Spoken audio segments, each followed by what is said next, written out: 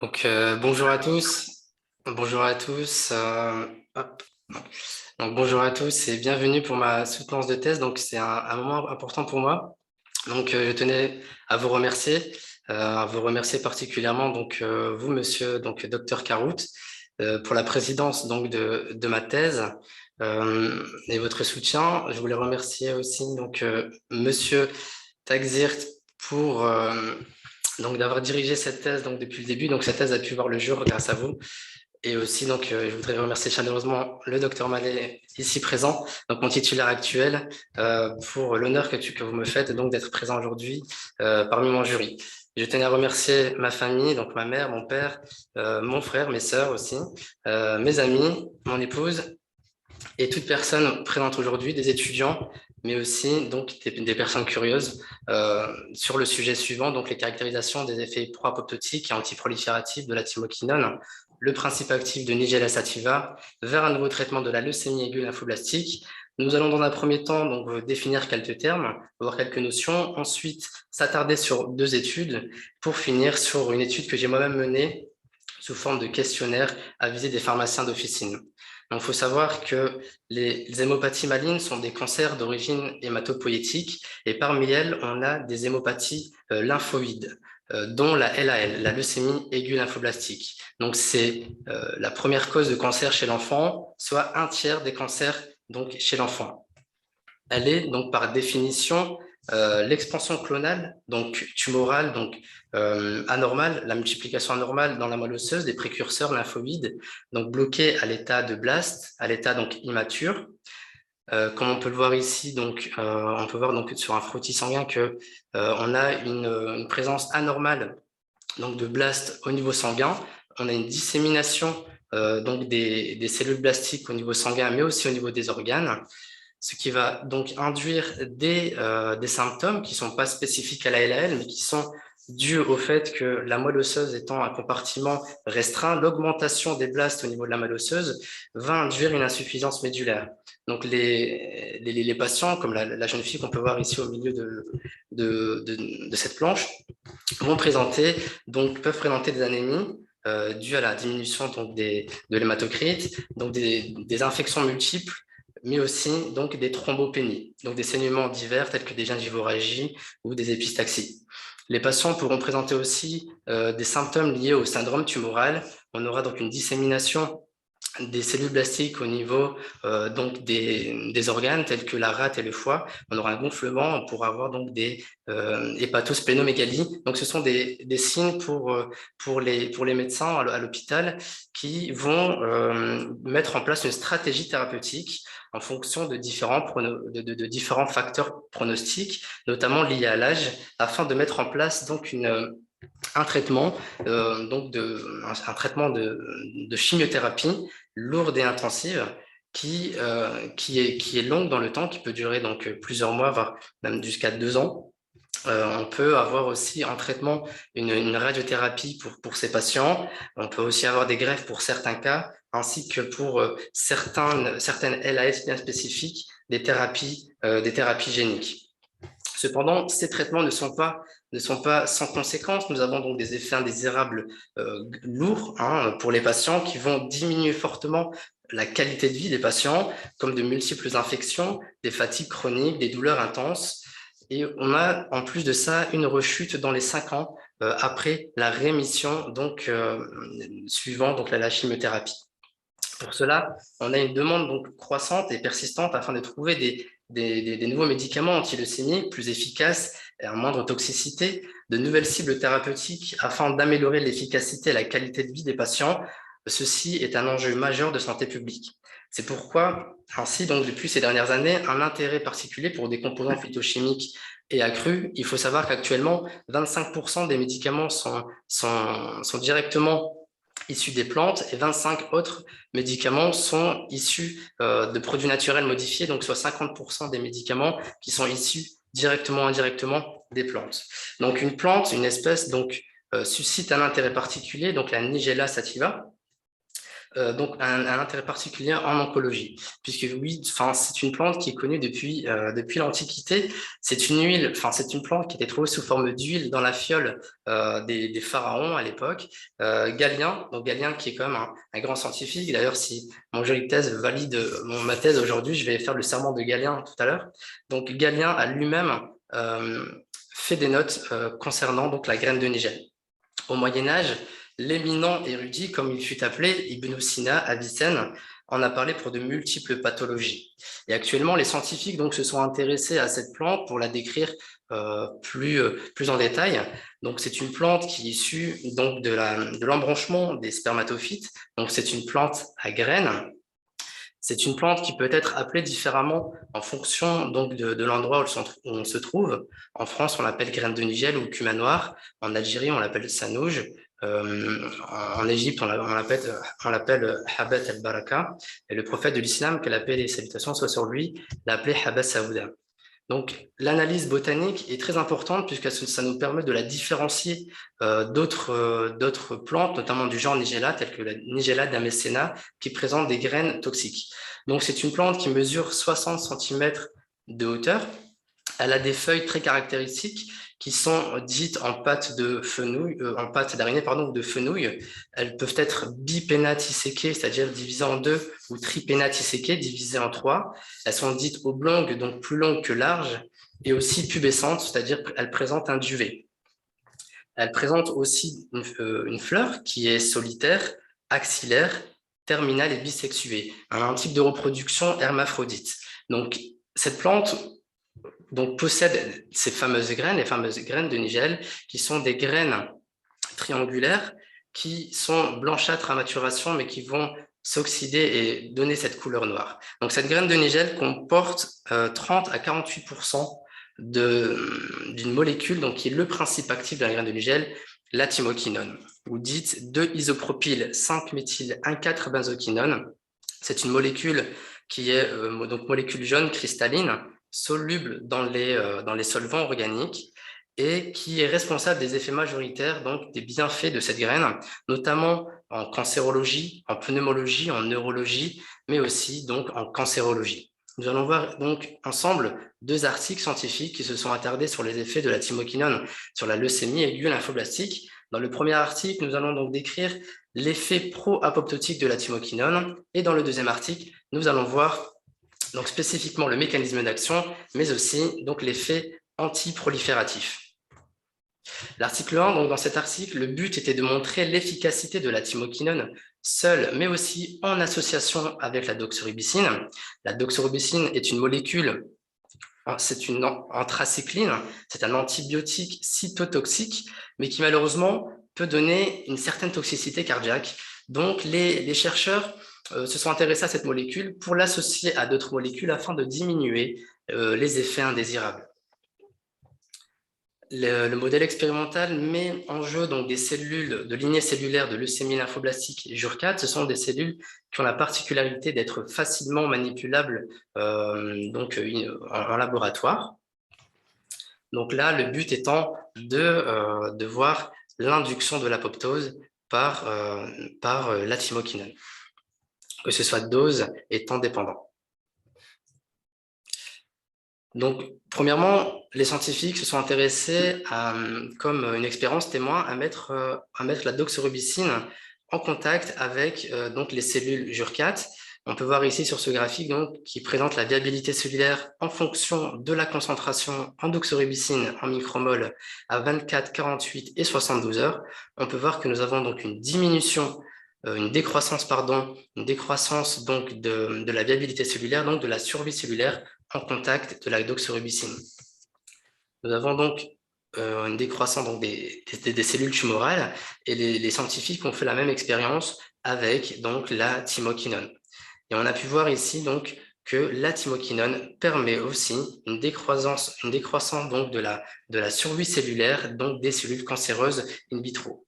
Cependant, jusqu'à présent, nous pouvons simplement dire qu'il y a une concentration temps dépendante, mais aussi un effet temps et concentration dépendant, mais on ne peut pas, pour le moment, donc déduire quel type de mort cellulaire. Est-ce que ça sera une nécrose ou plutôt une apoptose? L'apoptose étant donc la mort cellulaire programmée. Pour cela, les scientifiques ont fait une autre expérience qui est résumée sur ce cadran-là. Donc ce cadran est divisé en 4. Donc en bas à gauche, nous avons donc un nuage de points qui représente donc les cellules viables, donc les cellules vivantes. Si dans le cadran en haut à gauche, nous avons donc ici des cellules en nécrose, et à droite, nous avons des cellules dites en apoptose, précoce en bas et tardive en haut. Et les chercheurs ont augmenté donc la concentration en micromoles de thymoquinone, et ils se sont demandé vers quelle catégorie donc le nuage de points va-t-il se déplacer.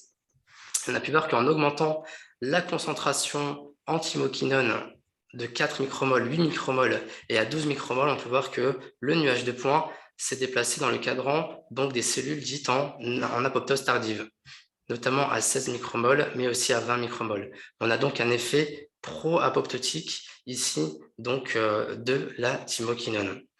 Donc dans ce premier article, les chercheurs ont vu qu'à partir de 12 micromoles, nous avons donc un effet pro-apoptotique. Ils se sont posé la question, si nous l'associons à une autre molécule, est-ce qu'on va avoir donc un effet additionnel simplement, ou est-ce qu'on va avoir au contraire une inhibition? Est-ce que les molécules vont entrer en compétition, ou bien au contraire, est-ce qu'on aura donc un effet de synergie, c'est-à-dire un effet supérieur si deux molécules sont associées ensemble? L'expérience ici nous montre à 24, 48 et 72 heures que la thymoquinone a de faibles concentrations inférieures à 12 micromoles, à 6 micromoles, 7, 8 et 9, n'a pas d'effet sur la viabilité cellulaire. Cependant, aux mêmes concentrations, mais associées à la doxorubicine, celle-ci diminue la viabilité cellulaire, donc engendre donc une mort cellulaire. On peut le voir notamment ici à 48 et à 72 heures. Donc, on a un effet de synergie avec d'autres molécules. Donc, dans ce premier article, on a pu voir donc l'effet pro-apoptotique et l'effet de synergie avec d'autres molécules. Dans l'article 2, là, le modèle expérimental se fait sur des cellules de lignée cellulaire CEMS. Ce sont une lignée cellulaire lymphoblastique T4 humaine, où là, les chercheurs se sont intéressés à l'effet antiprolifératif. Dans ce graphique qui représente donc une expérience faite par cytométrie de flux, on a un pourcentage de cellules en fonction du temps, et on peut voir que le pool de cellules en G1, G2 et S, qui sont les phases, les étapes de la mitose, qui est la division cellulaire, donc qui est responsable de la multiplication cellulaire des cellules tumorales, on peut voir qu'on a une diminution des pools de cellules en G1, G2, mais une augmentation en phase S et en apoptose. Les chercheurs en ont conclu que la thymoquinone bloque la mitose en phase S et induit l'apoptose. Et l'apoptose est déclenchée par une famille de protéines appelées caspases. Ici, en absorbance en fonction du temps, les chercheurs ont mis en place donc la caspase 3, 8 et 9. Ils ont pu voir que la thymoquinone avait sur les cellules, en tout cas CEMS, une action caspase dépendante. On peut voir ici qu'on a une augmentation donc de la concentration en caspase. Ici pour la 3, 8 et 9.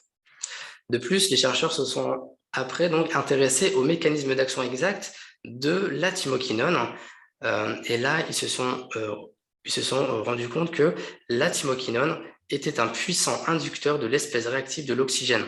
C'est un ensemble, c'est une variété de molécules et de radicaux libres dérivés de l'oxygène qui ont un rôle dans le système physiologique de l'organisme et qui peuvent être très nuisibles pour les cellules et notamment donc les cellules cancéreuses.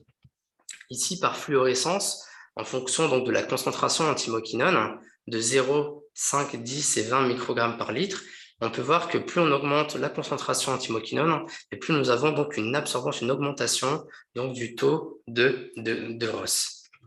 Mais il faut savoir que le corps humain, comme les cellules cancéreuses, possède donc un système de protection contre les radicaux libres, donc les espèces réactives de l'oxygène, notamment ce qu'on peut appeler les molécules chaperones, molécules HSP70, et des protéines mitochondriales telles que BCL2. Par contre, il peut y avoir donc une molécule de protection appelée BAX.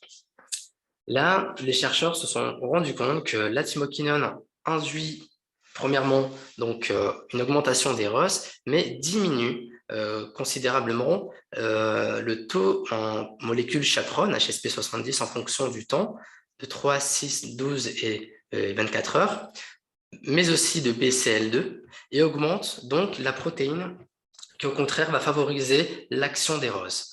Donc, on a pu voir dans ce deuxième article que la thymoquinone avait donc un effet antiprolifératif, caspase dépendante, apoptose caspase dépendante, pardon, et aussi un inducteur puissant de l'espèce réactive de l'oxygène. Donc là, on peut voir que la thymoquinone a donc un effet antiprolifératif, pro-apoptotique sur la lignée cellulaire JUR4 et CEMS in vitro, donc en laboratoire, en activant l'apoptose par voie des caspases, inducteur puissant des espèces réactives de l'oxygène.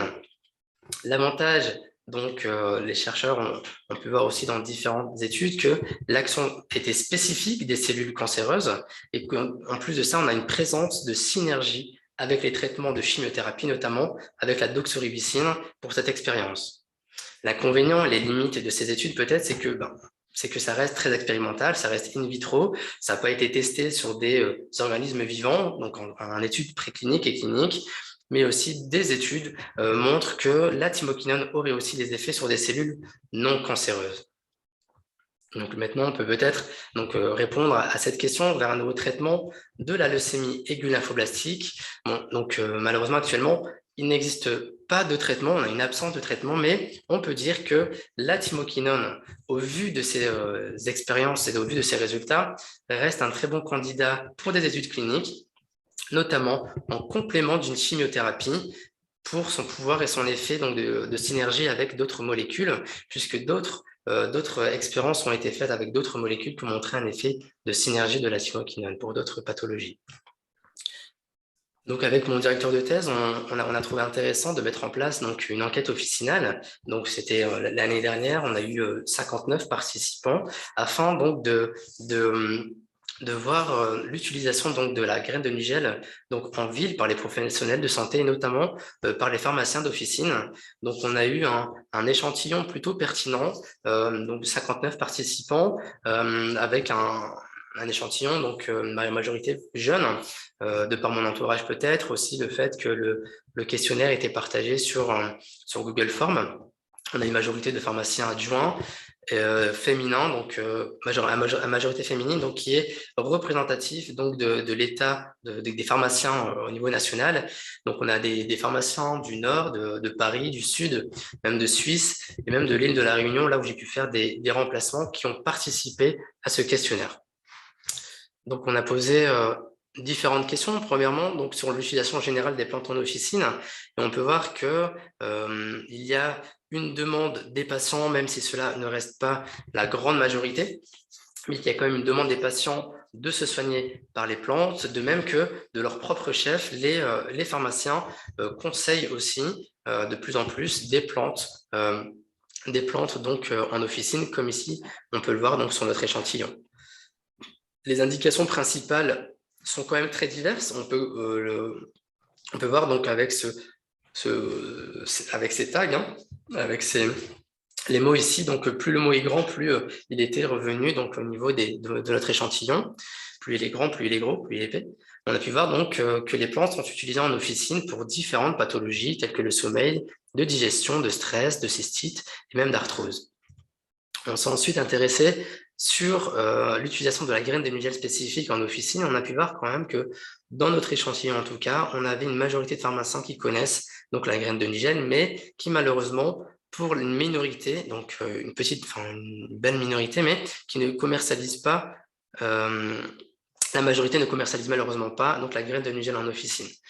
La forme galénique majoritaire parmi celles qui la commercialisent est sous forme d'huile, puisque parmi les demandes de conseil en officine, les demandes les plus courantes sont en dermatologie, donc pour de l'acné et pour d'autres pathologies, et même pour de la cosmétique, pour des soins des cheveux ou autres. Donc la dernière question qu'on a pu poser, peut-être la plus intéressante pour nous aujourd'hui, c'est dans le cas où la graine de Nigel sera inscrite à la pharmacopée française, seriez-vous susceptible de la conseiller en complément des traitements actuels pour les patients atteints de LAL? On a pu voir comme qu'une écrasante majorité ont répondu à l'affirmative, ce qui nous donne en perspective, voilà, que les pharmaciens restent quand même assez ouverts à d'autres alternatives thérapeutiques, que la recherche scientifique nous montre que la thymokinone reste quand même une molécule qui est bonne candidate pour d'autres et très encourageante pour d'autres études précliniques et cliniques. Pour ma part, à titre personnel, donc voilà, j'ai été contacté pour pouvoir faire un petit ouvrage sur la graine de Nigel, et c'est bien fait. Et pourquoi pas même de monter le dossier, d'instaurer donc la graine de Nigel parmi donc les plantes présentes dans la pharmacopée française. Merci à vous pour votre attention.